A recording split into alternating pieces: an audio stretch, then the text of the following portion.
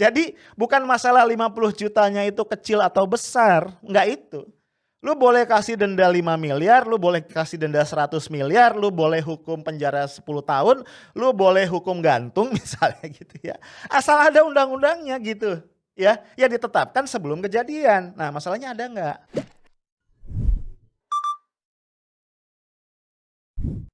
Geger masih terus berjalan dan kayaknya gue punya kewajiban untuk terus ngulas ya isu-isu yang merupakan public interest buat lu semua. Dan sekarang kayaknya interest publik masih ke Petamburan 3 ya, ke markas besarnya FPI dan juga kediamannya Habib Rizik Syihab setelah dia kembali dari Mekah pada tanggal 10 November yang lalu tepat pada Hari Pahlawan tahun 2020. Ya, apa yang kita mau bahas hari ini? Gua ingin mengangkat bagaimana diksi dan bagaimana gesture negara terhadap warganya. Menurut gue ini penting ya, karena gue selalu ya tidak bosan-bosannya mengingatkan bahwa kita bernegara dengan sebuah tujuan, yaitu yang pertama dan menurut gue yang sangat utama adalah melindungi segenap bangsa Indonesia dan seluruh tumpah darah Indonesia. Dan itu nggak pakai catatan. Ya. Jadi tidak melindungi segenap bangsa Indonesia yang setuju dengan pemerintah. Nggak ada. Melindungi segenap bangsa Indonesia. Nah oleh karenanya gua selalu mengumpamakan bahwa peran atau positioning yang ideal dari pemerintah adalah sebagai orang tua terhadap anak-anaknya.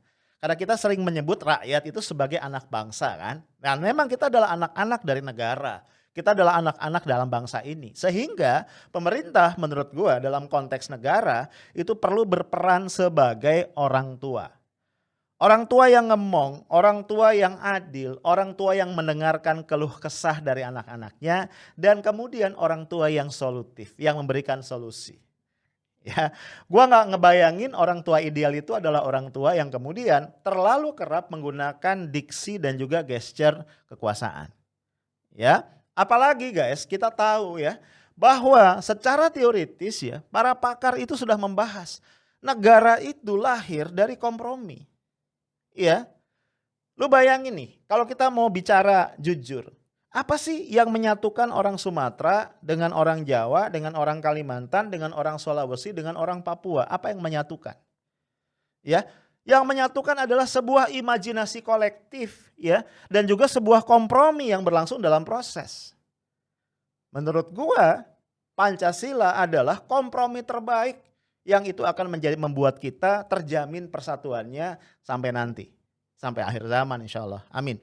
Nah karena itu guys tadi pilihan diksi dan pilihan gesture dari pemerintah terhadap kelompok-kelompok warga negaranya yang beragam itu menjadi sangat penting untuk kita simak, kita cermati dan kalau perlu kita kritisi. Nah sebelum ke sana, sebelum kita ulas, gue ingin memperlihatkan atau ingin ngajak lu ngelihat kembali flashback ya beberapa hari belakangan. Sebelumnya kan di video yang lalu atau di video 1-2 video sebelumnya gue ngebahas tentang respon nih pemerintah ya aparat terhadap beberapa keramaian yang terjadi sepulang Habib Rizik dari Saudi Arabia. Gue bahkan bilang salah satu jasa terbesar Habib Rizik adalah tiba aja membuat pemerintah, masyarakat, semuanya kita aparat sadar COVID-19 masih ada. Tiba-tiba orang ribut masalah pelanggaran prosedur kesehatan dan seterusnya. Padahal sebelumnya kita abai banget ya, akuin ayo ya kan. Tiba-tiba aja kita ada prosedur kesehatan. Which is good ya menurut gue. Ya karena emang COVID masih amongst us ya. Masih jadi imposter ya di tengah-tengah kita. Dahsyat kan. Nah cuma kemudian memang ada beberapa isu yang terkait. Terutama adalah isu keadilan, isu imparsialitas.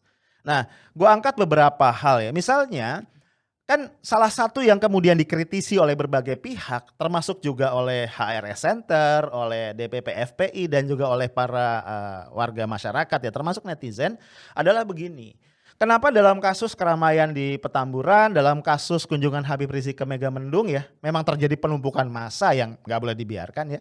Itu kenapa kemudian aparat begitu gigih ya, mempersoalkan dan mengangkat itu. Tapi kemudian dalam banyak kasus yang lain ya keramaian atau kerumunan terkait dengan proses pilkada misalnya ya itu nggak ada tindakan apapun. Nah ini yang menarik ya, ini yang menarik. Ini dikutip oleh susah amat ini pagi-pagi syuting. Republika.co.id. Polisi sebut 2 kasus kerumunan massa Jakarta, ini Habib Rizik ya, dan Solo merupakan kasus berbeda. Jadi intinya ini Pak Alwi ya dari kepolisian itu mengatakan ini 2 hal yang beda nih gitu ya. Kalau yang di Solo itu kan dalam konteks pilkada, di situ ada Bawaslu dan ini kerumunannya dilindungi oleh undang-undang. Ya. Gue pas baca, apa gue salah baca ya? Nah pas gue bingung apakah gue salah baca, kemudian ini ada tweet dari Pak Ahmad Utomo. Pak Ahmad Utomo ini siapa ya? Wajahnya serius banget kayak profesor sih ya. Ntar kita cari nih ya Pak Ahmad Utomo ini siapa. Dia bilang begini, gue mau ketawa sorry. Virus hanya tahu reseptor ACE2 manusia. Ini nama reseptor yang ada di tubuh kita ya. Ketika manusia berkerumun, virus dengan senang hati menghinggapinya. Karena virus tidak peduli peraturan manusia, virus hanya tunduk kepada fungsi biologisnya. Jadi sekarang terserah manusianya deh. Pernyataan putus asa, terserah lu deh. Suka-suka lu. Nah wajar ya kalau Pak Ahmad dan mungkin juga sebagian netizen berpikiran sama, agak-agak speechless bacanya ya. Karena ya tadi ya kenapa jadi beda gitu loh. Ya. Oke, kalau kita mau bicara yang di Solo atau keramaian pilkada itu ada aturan hukumnya. Kan di video sebelumnya gue bahas. Kalau begitu tindakan terhadap kerumunan-kerumunan yang lain ya termasuk kerumunannya Habib Rizik itu dasar hukumnya juga masih clear. Undang-undang apa yang dipakai gitu. Ya. Karena ya kalau kita mau adil adil itu kan harus mulai dalam pikiran ya, dimulai dari dalam pikiran ya kan, kata Tan Malaka sebagaimana dikutip oleh Alex Fu ya, yang mau tahu Alex Fu lihat lagi video gue sebelumnya. Gini ya kalau kita mau adil menurut gue, bukankah ya, nih gue ulangi sekali lagi, pemerintah pusat sejak awal menolak menerapkan karantina, kan begitu ya kan, karena konsekuensinya panjang. Nih bukankah ya ketika Gubernur DKI Jakarta hendak kembali menerapkan PSBB ketat itu kelihatan banget gesture dari pemerintah pusat tuh nggak setuju dengan beberapa alasan. Termasuk di dalamnya adalah alasan pemulihan ekonomi. Gitu loh. Ya. Artinya apa? Artinya dasar hukum tadi ya penanganan kerumunan segala macam gue nggak terlalu ngerti apa dasarnya. Ini satu lagi bukankah? Memang pada bulan Maret kalau gue nggak salah itu ada maklumat dari Kapolri kepada polisi-polisi di daerah untuk apa? Untuk melarang adanya kerumunan. Itu. Ya, gue bisa paham kalau berdasarkan maklumat itu kemudian kepolisian di daerah-daerah itu membubarkan kerumunan dan seterusnya. Tapi kalau gue nggak salah juga ya, monggo dicek dan dikoreksi kalau gue salah. Bulan Juni sejalan dengan seruan new normal ya, dimulainya era new normal ya, itu maklumat tadi sudah dicabut oleh Kapolri sendiri. Jadi larangan berkerumun dan lain-lain itu sudah dicabut. Gitu. Jadi apalagi? So bayangan gue nih ya, again mungkin gue salah. Satu-satunya dasar hukum pelarangan berkerumun, protokol kesehatan segala macam kalau untuk kasus DKI Jakarta adalah Pergub. Ya. Dan kalau kita bicara Pergubnya sudah dilakukan. Nah di dalam konteks ini gue jadi pengen menanggapi misalnya ya ini kembali terusan dari segala macam kisru ini. Gue ngelihat beredar di media sosial itu foto ada orang-orang pakai rompi kayak rompinya BNPT ya coklat-coklat gitu. Itu bawa ya dikit sih orangnya ya itu bawa poster demo. Sasaran demonya siapa? Pak Doni Monardo. Jadi minta Pak Doni Monardo itu dicopot sebagai ketua Satgas COVID-19. Ini apa sih maksudnya gitu ya. Dugaan gua ini konteksnya karena Pak Doni Monardo memberikan pujian ya kepada Gubernur Anies ya. Artinya dia mengatakan nothing wrong, Gubernur Anies sudah melakukan, Pemprov DKI sudah melakukan langkah-langkah yang semestinya dalam penanganan keramaian di Petamburan dalam konteks Maulid Nabi waktu itu. Ya, jadi mungkin gara-gara itu. Di situ ada kata-kata nih yang gue mau soroti ya, di salah satu posternya itu. Intinya masa Habib bikin keramaian kayak gitu cuma didenda 50 juta. Ya. Nah, ini juga gua saksikan sempat selintas ya, ada satu acara talkshow di TV, itu mengundang, profesor, guru besar UI, kalau nggak salah dari Fakultas Kesehatan Masyarakat, Pak Tabrani atau siapa gitu. Nah, di situ dia bikin statement bahwa denda 50 juta itu bagi pelanggaran yang dilakukan oleh Habib Rizik itu kecil, ya. Sama dia di-compare dengan berbagai, apalah, kerugian atau apa yang terjadi kalau terjadi penularan gara-gara kerumunan tadi. Gimana ya gue ngomongnya? Gue cuma pengen bilang nih, setahu gua nih yang nggak terlalu ngerti hukum, hukum itu nggak boleh pakai perasaan. Hukum itu nggak boleh pakai hitung-hitungan pribadi, tapi hukum itu harus berlandaskan pada satu aturan main yang sudah disepakati sebelumnya. Jadi nggak boleh tuh aturan main tuh keluar untuk bereaksi terhadap sebuah kejadian, kemudian diterapkan untuk kejadian itu. Ya nggak boleh lah. Gitu ya. Jadi bukan masalah 50 jutanya itu kecil atau besar, nggak itu. Lu boleh kasih denda 5 miliar, lu boleh kasih denda 100 miliar, lu boleh hukum penjara 10 tahun, lu boleh hukum gantung misalnya gitu ya. Asal ada undang-undangnya gitu ya, yang ditetapkan sebelum kejadian. Nah masalahnya ada nggak? Lu mau pakai apa? Undang-undang kekarantinaan kesehatan? Kan udah dibantah sama Pak Hamdan Zulfa ya kan, mantan ketua MK. Nggak masuk karena pemerintah tidak pernah menerapkan itu. Nah, jadi ketika gua mendengar kemudian ya bahkan ulama sepuh, Abdul Rashid Abdullah Syafi'i juga dipanggil. Ya, mungkin konteksnya karena dia hadir ya di acaranya Habib Rizik. Kemudian setelah itu Gubernur Jabar Kang Emil juga akan dipanggil. Gua nggak tahu ya ketika video ini dibuat udah jadi dipanggil atau belum. Gue jadi mikir, ini kenapa kok gesturnya dan diksinya adalah gesture dan diksi kekuasaan? Ya, nggak tahu ya kalau menurut gua ya, dalam konteks penegakan disiplin protokol kesehatan harusnya posisi aparat penegak hukum dalam ini polisi adalah membantu pemerintah daerah, membantu pimpinan-pimpinan di daerah untuk menegakkan hal itu. Ya, gua pernah bilang ya dalam video sebelumnya, gue juga nggak tahu PSBB di Jawa Barat ada nggak? Apakah Jabar menerapkan PSBB? Kalau Jabar tidak menerapkan PSBB, lalu urusannya apa gitu loh dipanggil? Ya bahwa ada pelanggaran terhadap himbauan pemerintah iya, tapi kan himbauan bukan, hukum kan gitu ya. Nah kemudian geger lagi nih karena Pak Tito dalam kapasitas beliau sebagai seorang menteri dalam negeri juga mengeluarkan semacam apa, instruksi lah begitu. Ya, yang inti instruksi itu menegaskan ketika para gubernur itu tidak menegakkan protokol kesehatan di daerah masing-masing, itu bisa dicopot. Gue pas baca ini kaget lagi ya. Sepemahaman gue. Oke. Ketika kita memasuki era reformasi, kita ingin menertibkan tata urutan perundang-undangan yang kemudian mengikat warga masyarakat. Karena sekali lagi, begitu satu aturan negara itu terbit, artinya ada sebagian dari hak-hak warga negara yaitu diserahkan kepada negara untuk diatur. Nah, pasca reformasi, kita sudah sepakat untuk menjadi negara demokrasi. Dalam negara demokrasi itu logikanya segala aturan yang akan mengikat rakyat itu harusnya didiskusikan. Dimintakan persetujuan rakyat. Ya, tentu tidak mungkin secara langsung karena demokrasi kita demokrasi perwakilan.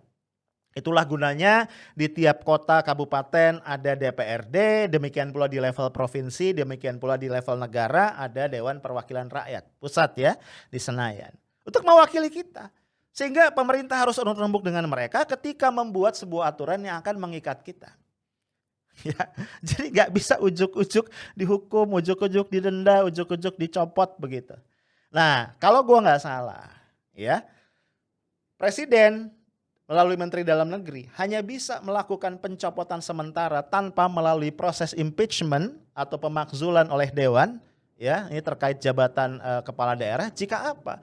Kepala daerah itu melakukan tindak pidana dengan ancaman hukuman di atas 5 tahun. Ya. Termasuk di situ korupsi atau terorisme atau apalah. Narkoba mungkin ya, kalau gua nggak salah begitu. Tapi di luar itu nggak bisa. Kalaupun misalnya seorang kepala daerah dianggap bermasalah, maka harus ditempuh proses pemakzulan melewati siapa? Lewat DPRD dan prosesnya panjang, bisa setahun lebih. Nah, disinilah kemudian gua jadi merenung ya. Apakah kemudian cukup bijak apakah kemudian cukup bijak kalau kepala daerah yang harusnya sekarang disupport penuh oleh pusat untuk berperang melawan Covid, untuk menangani dampak-dampak terusannya seperti kelesuan ekonomi, untuk mengatasi persoalan-persoalan daerah yang sudah begitu banyak. Ya, apakah bijak kalau kemudian mereka direpotkan lagi ya dengan urusan-urusan seperti ini yang to be honest menurut gua nggak terlalu jelas ya juntrungannya. Nah, dalam kondisi-kondisi kayak gini satu yang gua khawatirkan adalah kemudian masyarakat itu akan berpikir liar lagi dan ini yang gue paling khawatirkan. Ya, akhirnya apa? Orang kemudian berpikir nih, aduh ini jangan-jangan memang jadi bener nih ya bahwa ada persaingan tak berujung gitu ya antara Medan Merdeka Selatan dengan Medan Merdeka Utara. Di Medan Merdeka Utara itu adalah istana negara ya kalau gue nggak salah ya. Di Merdeka Selatan itu adalah istananya, tanda kutip ya, kantor gubernur DKI Jakarta. Ya, dikaitin lagi dalam konteks kemungkinan misalnya ya Anies Baswedan maju sebagai capres 2024 masih lama padahal.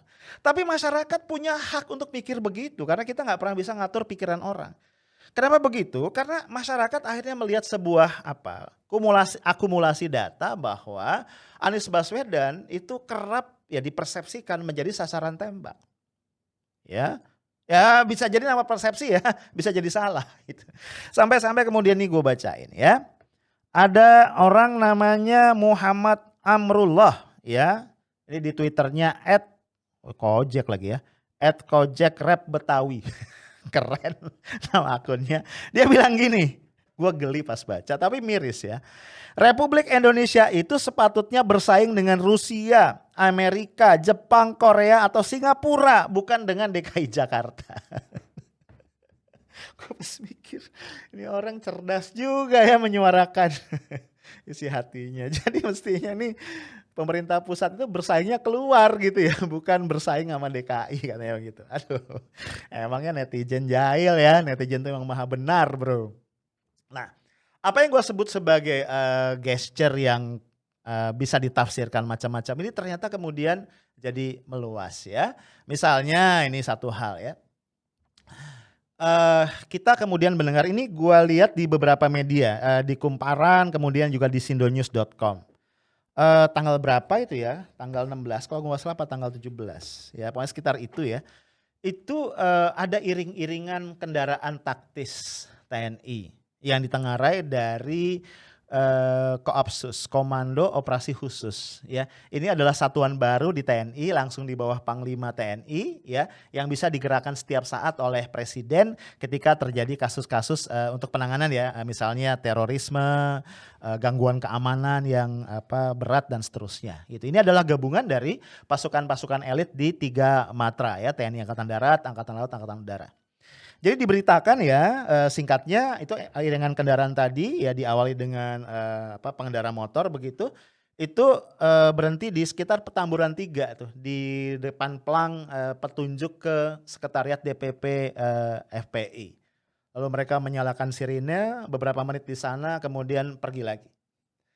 Nah, yang gini-gini ini kan kemudian menjadi menjadi isu panas ya, menjadi bola panas yang kalau nggak dikendalikan jadi bahaya. Ini yang gue bilang, ini gesture yang gue khawatir ditafsirkan jadi nggak ramah. Terhadap warga negara. Kemudian orang-orang mengaitkan nih, karena sebelumnya Panglima TNI juga sudah menyatakan bahwa peringatan lah kepada orang-orang yang punya niat untuk merusak persatuan bangsa. Sayangnya nih ya, ini kalau gue boleh saran sama para pejabat publik termasuk Pak Panglima TNI yang sangat gue hormati, kalau boleh ketika melemparkan sebuah sinyalemen bahaya itu lebih baik dijelaskan langsung sehingga kemudian tidak memicu kontroversi, tidak memicu polemik yang berbahaya. Nah, cuma gue percaya karena sampai hari ini Kapus Pen TNI Pak Riyad ya kalau gue nggak salah itu belum memberikan penjelasan karena beliau berjanji akan mengecek dulu kejadian ini. Tapi sebelum itu guys terjadi juga nih tengah malam-malam ya ada orang berpakaian loreng begitu buru-buru gitu kayak orang ketakutan takut ketahuan ya, tapi ternyata ketahuan juga divideokan dan viral, itu menurunkan, baliho besar yang bergambar Habib Rizik Syihab. Dan kemudian TNI membantah ya, bahwa mereka orang-orang ini adalah, orang-orang dari TNI. Nah yang gini-gini nih, yang gue worried kalau nggak segera dijelaskan. Nah ditambah lagi kemudian ya, tanggal 18 kemarin gue baca berita nih di banyak media online, ini beredar. Gue nggak tahu ini memang bocor atau sengaja dibocorkan. Ya, dua-duanya menurut gue nggak baik. Ada surat dari OC Kaligis ya, Otto Cornelis Kaligis. Kalau gue sih inget nama dia itu dalam konteks kasus suap ya, terhadap hakim kalau gue nggak salah di Pengadilan Negeri Medan ya, ada satu kasus di situ dan OC Kaligis ini divonis 5,5 tahun kalau gue nggak salah ya. Dan suratnya memang lokasinya dari Sukamiskin ya. Nah dari situ dia nyuratin nih kepada Panglima TNI, intinya adalah agar menangkap Habib Rizik. Suratnya panjang banget. Nah kapan-kapan kita bahas secara khusus. Nah guys, dari semua tadi yang gue rangkum, gue cuma ingin mengatakan satu. Kembali ke premis gue di awal tadi. Bayangan ideal gue, karena tujuan bernegara itu adalah melindungi segenap bangsa Indonesia dan seluruh tumpah darah Indonesia. Alangkah indahnya negeri ini kalau pemerintah kemudian bertindak sebagai orang tua. Orang tua itu tidak boleh memusuhi anaknya kan, sebengal apapun itu anak. Apalagi kalau konteksnya ini anak-anak ini berbeda pendapat. Disitulah imparsialitas dari orang tua dalam hal ini adalah pemerintah jadi sangat penting. Karena menurut gua bangsa Indonesia, kita nih sebagai anak bangsa punya hak untuk mencintai Indonesia dengan cara kita masing-masing. Ya, kalau misalnya Denny Siregar, Eko Kuntadi, siapa lagi Abu Janda, ya Ade Armando, Guntur Romli gitu ya. Itu memilih cara mencintai Indonesia adalah dengan menjadi tanda kutip buzzer atau influencer pemerintah, nggak apa-apa, silahkan. Ya, kalau OC Kaligis memilih cara mencintai Indonesia dengan cara seperti itu silahkan. Tapi tolong dipersilahkan juga ketika ada orang-orang yang memilih mencintai Indonesia dengan cara mengkritisi kebijakan pemerintah. Ya, karena gue khawatir nih, kaidahnya mengatakan begini, ketika kita sudah punya keyakinan, we see what we are supposed to see. Kita hanya mampu melihat apa yang mampu kita lihat dan kita kemudian menjadi abai, bahkan buta terhadap fakta-fakta lain yang kita tidak mau lihat dan itu sangat berbahaya. Yang terbaik bagi Indonesia adalah sekali lagi ketika pemerintah, ketika negara ini bisa menjadi wadah di mana seluruh warganya itu bisa menampilkan dirinya apa adanya. Tentu saja dalam koridor nilai-nilai Pancasila yang sudah kita sepakati sebagai alat pemersatu. Ketika Pancasila diklaim oleh satu kelompok dan kemudian menafikan keberadaan kelompok yang lain, misalnya dengan mengatakan saya NKRI, saya Pancasila dan seterusnya, gue khawatir sekali lagi ya, seperti berulang-ulang gue sampaikan dalam banyak video gue, Pancasila akan kehilangan kekuatannya sebagai alat pemersatu. Padahal sekali lagi Pancasila adalah alat pemersatu yang kita sepakati. Itu saja, stay tough, smart, and professional. Assalamualaikum warahmatullahi wabarakatuh.